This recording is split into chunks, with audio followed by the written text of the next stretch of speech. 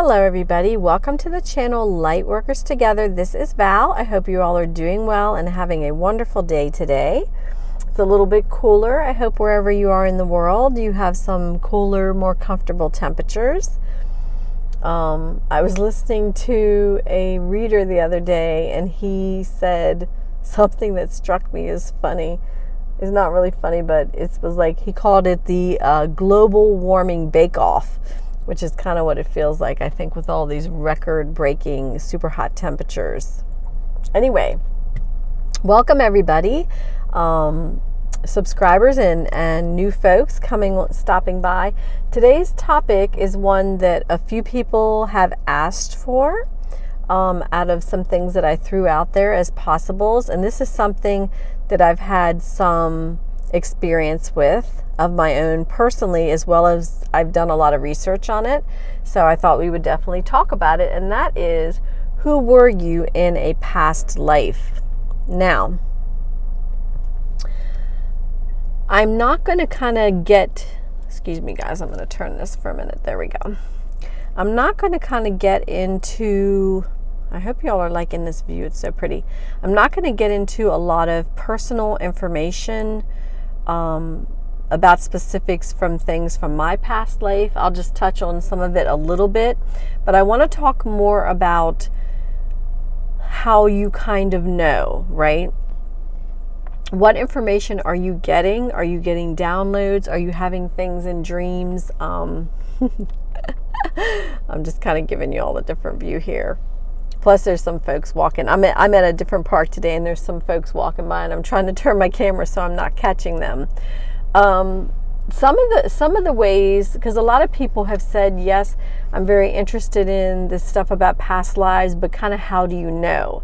And then there are some people who intuitively know. They get dreams, or they are very strongly drawn to either, and some of you may get this. So let's say even from a young age, you may be drawn to something. I'll give you an example of my daughter. From the time she was little, and I'm talking like 5 years old and up, my child was always drawn to almost anything in Asian culture. Like literally when she was 5 years old, she wanted to know how to like say her name and different words in Chinese. And she did end up taking Chinese as one of her languages, and she ended up on her own learning both Korean and Japanese, and she wanted to go there, and she was pretty immersed in the culture, watched, all kinds of movies, and she's into the K-pop and all that music. She had even wore clothing and liked decorations, just like anything kind of from that culture. So one of the ways that you can tell kind of about the influences that are from your past life is if there is no reason for you to be drawn to something, especially if it's happened to you at a very early age. Some of us are drawn to things. It's like, for myself, cartomancy, which is like tarot cards and things like that. That's something I was drawn to even as a teenager, like literally just very, not just super interested in it, but drawn to it. And when I sit down and I hold those cards in my hands and I'm shuffling through those cards, and even when I'm looking at them and reading them, there is a familiarity, right, that is outside the norm. So these are some ways that you can tell that there are things from your past lives that are kind of bleeding into your current life and or influencing it. It's like, a lot of times people have a really rabid interest in something, which turns out to be a career for them or something. And a lot of times it can be completely based on something from their past life that was a huge influence on them, right? For whatever life that was. And so it will kind of really influence a lot of the things that you do, like with my daughter and with myself in some things. And you can tell if there's anything you are kind of just like drawn to and there's no specific reason for it, like you're not raised with it, or it's just outside of the norm of whatever you would do. And sometimes there are some things and times where we're just very interested, We're going to look at this beautiful sky, guys, where you're just very interested in something that is new or whatever. So we're not talking about that, but we're talking about something that is a deep-seated interest, which is outside of your normal wheelhouse, right? So a lot of times you can pick up things like that. Like there are some people that say, from the time they were little, they had this fascination with the pyramids and Egypt and things like this, just way outside of the norm of just like, this is kind of interesting or whatever, right? So that's something to kind of take into consideration if you're trying to kind of look at, okay, what, if you're not getting some specific downloads, and there are other things you can receive, like a lot of people are able to access the Akashic records. So if you're able to go in and access the Akashic records, then you're going to get a lot of information on your past lives, who you were, what you were doing. And really, it's almost less for me about who specifically we were, as opposed to what were we doing, what was our role at the time, what was our influence at the time, and what do we do in that lifetime that we had, right? And I will tell you about one which I think I mentioned previously, Gregory Scott, who is an amazing astrologer, and he also is psychic and reads tarot cards and stuff too. He did a birth chart reading for me, drew up my whole birth chart, time, date, everything. And he was running through everything, and it was just amazing. Like, he called out stuff on me that was unbelievable. But one of the things he said, which had nothing to do with my birth chart, but it was just like a download thing he got, was that in a previous life, I was a person that kind of was an explorer. I went and I made maps and did things like this, like I traveled over the sea and stuff. And he said, I loved this life that I had, and I was a man in that lifetime. He said, but the drawback of it was that my wife and children, I was gone a great deal of the time, and I didn't get to spend a lot of time with them. So there was a kind of negative thing to do with that. But it explained to me why I've always loved like going around, traveling, seeing different things, kind of doing my own little level on my own, really, even like not with groups or others, although I have taken trips and done stuff with others, but like kind of more wanting to get out and adventure on my own. So some of that is like a bleed through from a past life, and there's some others that come up. There's some other things, like some people want to specifically know, who was I? And a lot of people, it's like with what he told me, it's not like he came back and said, you were Christopher Columbus, right? Or something like that. A lot of times it's not, people want to hear that they were Cleopatra or whatever. It may not be a famous person, folks. And sometimes it is. Sometimes it's very historically somebody prominent. You might have been someone very prominent historically, but sometimes that's not the case. And depending on how many times this is not our first rodeo for most of us. So depending on how many times you've come back here and done this, you've had a lot of different things. Some people kind of get in the mode of thinking, okay, I'm in a female body this time, so, I must have been a female this or a female that. We kind of take turns doing all of it, guys, so that you get the full experience of everything. So, you may, I don't know, you may be, a female or male this time, and in several past lives, you were something else. It's like, right now, I am a white female, but when I did I don't know if you all know Adrienne Elise. She has a channel, and she does a lot of wonderful things about awakening and downloads and stuff. And she was doing an activation where she had everybody online together, and we were doing a lot of deep meditation and stuff. And she had us go back to basically go back to our previous versions of ourselves. And actually what I saw was, I was in the desert.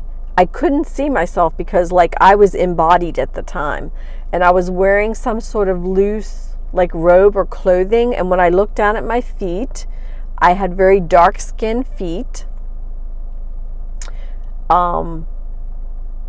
like very, very dark skinned feet, and I had sandals on, and I was a man again. So this was yet another lifetime that I came across where I was a male and I was living somewhere in a desert region. And that, unfortunately, the activation came to an end shortly after, so I didn't get to see much of it. But, you know, if you get a chance to ever check out any of her stuff online, she is on YouTube. Her name is Adrienne Elise.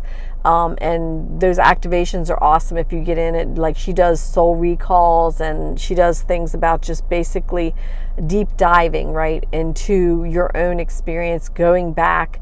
I feel like it's similar to trying to like tap into the Akashic records to kind of see, and sometimes you get a glimpse, and it was so cool because everybody that was on there was coming back with a lot of different things. And what's funny is 2 or 3 of us had like a really similar thing, like we were in the desert and stuff. So she even said the same thing, you know, some of you all here are in a particular soul tribe, and you all have been together before. So I almost felt like there was maybe a group of 3 or 4 of us who had been together in this desert working on something previously, which I thought was pretty stinking cool. So anyway, sorry, I'm wandering off topic a little bit, but just so you know, like, there are ways. So some people, they go to readers to find out specifically who they may have been, you know, and sometimes that information is very clear and concise. You want to be very selective in who you are choosing to go to. If it's a medium, a psychic, or whoever, do your research on them, okay, before you take something verbatim. Make sure that, you know, you have references, reviews, and things like that, and you know that this person is, you know, and if you can get a personal reference on someone, make sure that they are above board and legit, especially if you're paying to do this, which in most cases that's the case. There's nothing wrong with that. You know, people need to make their living with the skills and talents that they have, but just make sure, oh, I see 2 bunnies over there hopping around. They're so cute. Just make sure that, you know, you're getting accurate information, okay? You don't want to walk in and pay who knows what to be told you were Cleopatra and, you know, that's it. And that's one thing you will know is when you hear the truth about something from a past life, it's going to resonate with you. And it will do it in a couple of ways. For some of us, and what happened with one of mine is, like, I was given the direct message in meditation from my angels about a past life, and I kind of was not ready to hear it. I didn't want to hear it, and I was literally like, no, no, no, no, no, no, no, no, no, like that. And it took me a while to accept it and to take it on board and to deal with stuff. So just remember too that, you know, when you delve into these past lives, sometimes what's going to come up may not be at all what you are expecting or looking for. And when you delve in and you pull up these past lives, you may also be pulling up past life trauma with them that is meant to be healed and dealt with and released. So just do also be aware of that, okay? So you can be triggered, you will intuitively know, and you can be triggered. So either they may tell you something and you might immediately start getting flashes of something, literally like memories from that life, right? From that past life. And it can be very positive feelings, or you could be triggered in the way I was about one of mine, and it may kind of come out feeling a little more negative, or I don't really want to think of it as negative so much as resistant, a little more resistant to it. So just go into it with an open mind, knowing that you may not learn something about a past life that's what you were hoping for or expecting. Kind of go in with no expectations, unless it is something where you already are having like an inkling of it, or you've gotten dreams. Dreams is another way, guys, that we kind of filter through a lot of our past life stuff. So a lot of times you can have a dream and you'll wake up and you'll be like, wow, that was so incredibly real. And in the dream, you may have even looked different.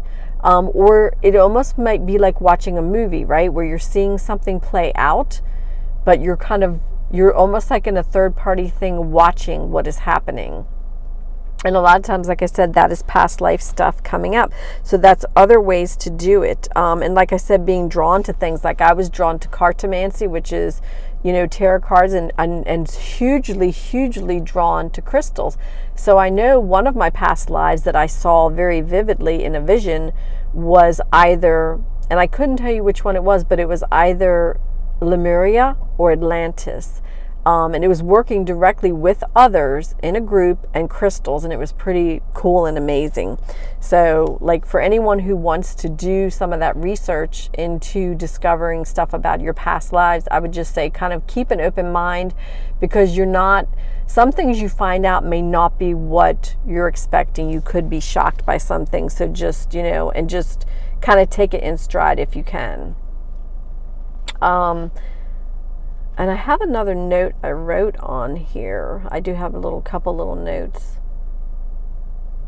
Yeah, I don't even know. So the other thing that I would like to say is, other than dreams and sometimes visions, like have any of you ever gone somewhere? And let's say it's somewhere that you've never been before, yet you have such a familiar feeling from it. And I've heard people say this before. They'll be like, okay, I went traveling and I went here, and I swear it was like I'd been there before, right? Some people would travel to, I don't know, let's just say they go to Spain or somewhere, right? And they're walking down a street and literally they're having deja vu, as if they've been there before, because most likely they have in another life been there before. So that's kind of another way. And then you could even tap into that yourself. You could do this in meditation and other ways where you could kind of do a little deep dive and see what you can pull up about that past life. And I will tell you, like I ran into myself for one of mine, sometimes it's not time to see things to do with the past life. If there is something else in your destiny that has to do with a past life experience or information about that past life, sometimes the universe is not going to grant you that information until it is due time. So I will put that out there and let you know that has happened for me, that we kind of have to sometimes be patient. I know a lot of times we want, the answers to things, or, we want to know what we want to know. But the truth is we have to be patient, and we have to trust the universe that, we will be given the information that we need when it is time for us to have it. So do kind of be aware of that as well. And like I said, a lot of times it may have to do with trauma or something attached to that past life that has to be dealt with before you can really kind of step into the whole memory of what that is. And sometimes folks will only get like snippets of things. Like for myself, I only really get small like pieces of things. I don't get whole big hunks. I don't get like a whole remembering of a previous lifetime. I'm getting like little pieces here and there. So be aware of that too. It just kind of depends, how thin that veil is for certain memories and things.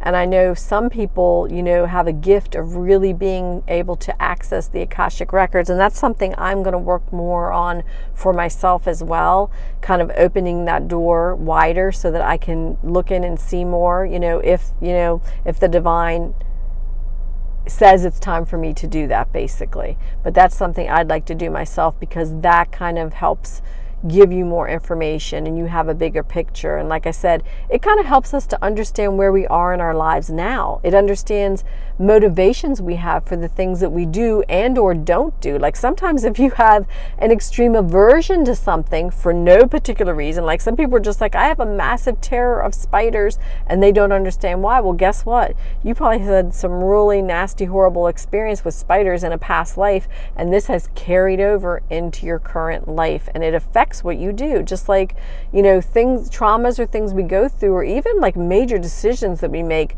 in past lives can carry over and affect our current life. So as the question as to who were you in a past life, you have that answer.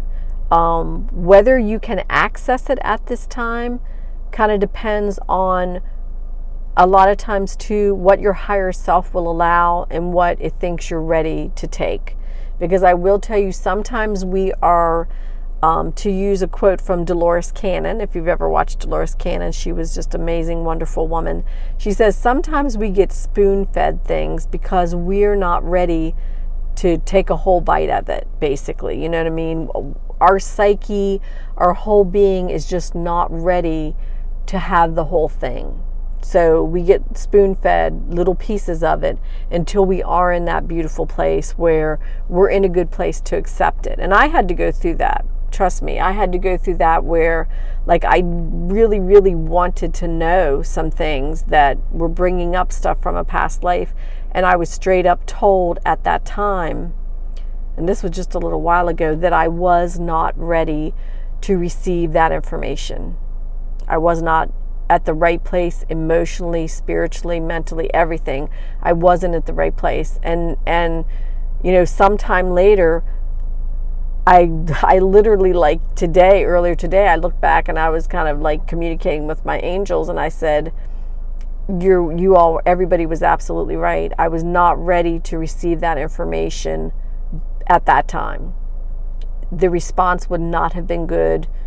It would not have been for the highest good for myself or anyone else. So it was a good thing that I was given time to grow spiritually, to grow emotionally and mentally, and to heal things that I really needed to heal deep in myself, to be at a place where when that information was revealed to me, I could let it soak in, I could accept it and not be triggered by it in a really negative way. So I just want to put that out for you and say it's not kind of like opening a little storybook and, oh, these are all wonderful stories and you get to see all this. I'm not saying it's a negative experience thing, but I'm just saying to kind of be aware that it could go in any direction. And please don't get frustrated, although I know like I was that way a little bit. Please don't get frustrated if you don't get the information that you feel is there. Sometimes we just intuitively know, right? Please don't get frustrated with it, but just trust the process and kind of allow the time and the growth and everything to happen that needs to happen so that you can step into that information when you're in a better place to receive it and when you can move forward with it in a healthy way. Because you're always under divine protection. You're being looked out for in that way, okay? So I'm going to wrap that up for us, talking about who were you in a past life. So good luck to everybody who's going to go do some deep diving and do a little research to come up with your own answers. I'm sure, like in my case, you know, some of it was like, woo, really surprising, right? And yet some of it, strangely enough, even though it was surprising, when I actually was able to accept it, it was like, I already knew, and I knew all along, but I kind of like didn't want to look at it at the time, or I wasn't ready to look at it. So I'm excited for everybody. You know, I hope you find what you're looking for in that, and I hope that whatever you uncover from a past life is something that really helps you to heal and to move forward and just be patient with the process. So I'm sending everyone love, peace, and unity. Stay well, stay safe, and I'll talk to you guys again soon. Bye-bye.